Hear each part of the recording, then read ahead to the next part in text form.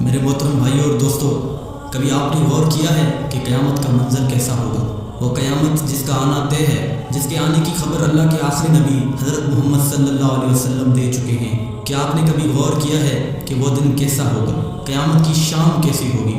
آج ہم قرآن و حدیث کی روشنی میں قیامت کا نقشہ کھینچنے کی کوشش کریں گے۔ دعا ہے کہ اللہ ہمیں اس خوفناک دن کی تیاری کرنے کی توفیق دے۔ ایک ایسی ہی عام سی گرم دوپہر ہوگی یا پھر سرد دوپہر ہوگی، پتہ نہیں وہ گرمی کا تپتا ہوا سورج ہوگا یا سردی کا ٹھنڈا کپ کپاتا ہوا سورج ہوگا۔ شام حسب معمول ڈھلے گی اور دن کو الوداع کہے گی۔ دن اور رات حسب معمول یہ کہہ کر جدا ہوں گے کہ کل پھر ملیں گے۔ پرندے گھونسلوں کی طرف حسب دستور لوٹیں گے۔ تاجر اپنی ترتیب پر اپنے گھروں کو لوٹیں گے۔ مائیں بچوں کو گود میں سلا کر بستروں پر دراز ہوں گی۔ تھکے ہارے مزدور اپنے بستروں کو لوٹیں گے۔ بادشاہ اپنے تخت شاہی پر دراز ہوگا۔ وزیر اپنے تخت وزارت پر دراز ہوں گے۔ پولیس والے اپنی چوکیوں پر پہرا دیتے دیتے یہ سوچ کر اونگ رہے ہوں گے کہ کب صبح ہوگی اور میری ڈیوٹی تبدیل ہوگی اور دوسرا حوالدار آ کے ڈیوٹی دے گا۔ رات کو کسی گھر میں مہندی لگ رہی ہوگی کہ صبح بارات آنی ہے، اور کسی گھر میں بارات آ چکی ہوگی اور اگلی صبح ولیمہ ہوگا۔ کہیں پہ رات کو دکان مکمل ہوئی ہوگی اور صبح کو دکان کا افتتاح ہونا ہوگا۔ کسی کا رات کو گھر مکمل ہوا ہوگا اور صبح نئے گھر میں منتقل ہونا ہوگا۔ یہ ساری حسب معمول کی وہ باتیں ہیں جو آج کے دن بھی کسی نہ کسی جگہ ہو رہی ہوں گی، اور قیامت سے پہلے کی شام بھی بالکل عام سی شام ہوگی۔ ایسی ہی ایک شام آئے گی، ہولے ہولے اور دھیرے دھیرے آئے گی اور پھر سارے عالم پہ چھا جائے گی۔ پھر سورج اسی طرح حسب دستور اپنے چہرے سے نقاب ہٹائے گا اور عالم سے اندھیرے کو جدا کر دے گا۔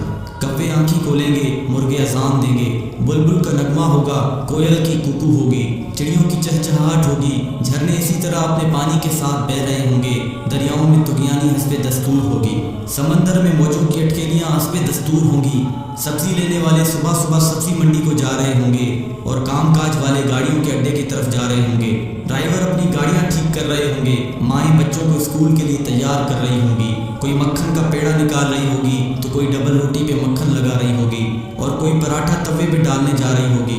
حالی نے حل کھیت میں ڈال دیا ہے، دکاندار نے دکان کھول لی ہے، گاہک نے آ کے قدم رکھا تو دکاندار نے مرحبا کہا، 10 میٹر کپڑا طے پایا، اس نے کپڑا ناپا اور کاٹنے کے لیے کینچی ڈالی۔ ادھر دکاندار کینچی چلا رہا ہے، ادھر گاہک پیسے گن رہا ہے، اور ادھر کاشتکار کا ہاتھ ہوا میں بلند بیج بکھیرنے کو ہے۔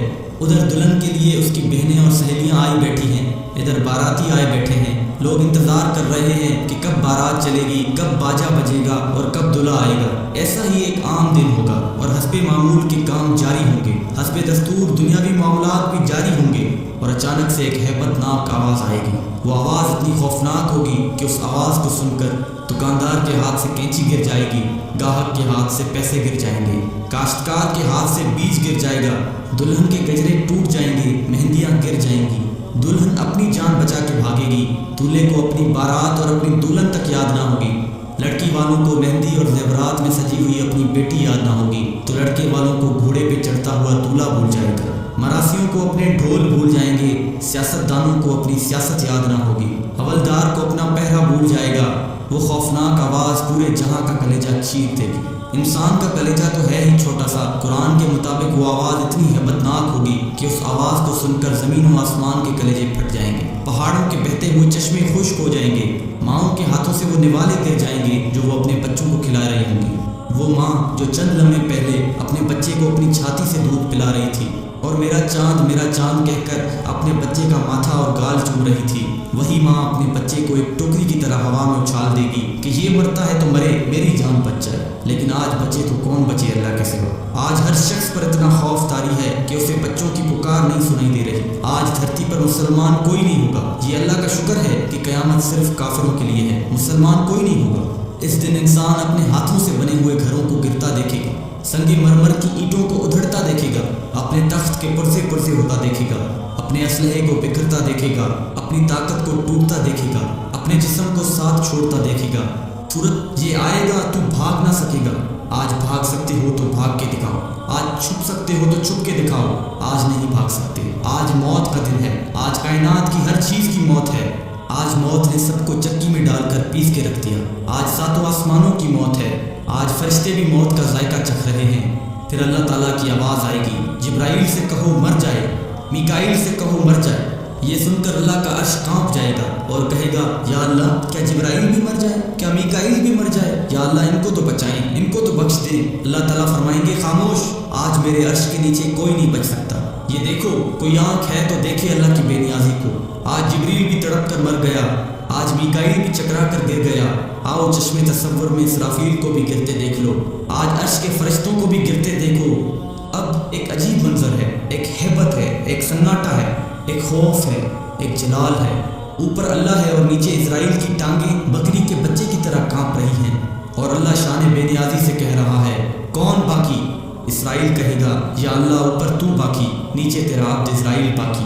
تو اللہ کی ہیبت ناک آواز آئے گی کہ تو بھی مر جا میرے اسی امر کے ساتھ جس امر سے میں نے تجھے پیدا کیا۔ اللہ اکبر۔ کوئی اسرائیل کو مرتا دیکھے مگر کوئی ہے نہیں جو دیکھے۔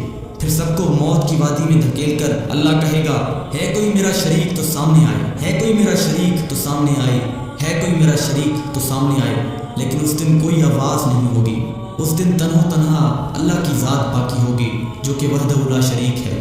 میرے بھائیوں، یہ ہے وہ دن جس کا آنا طے ہے، یہ ہے وہ دن جس کے لیے ہم اس دنیا میں آئے ہیں۔ اس دن کچھ باقی نہ ہوگا، اس دن پورا جہاں ٹوٹ چکا ہوگا۔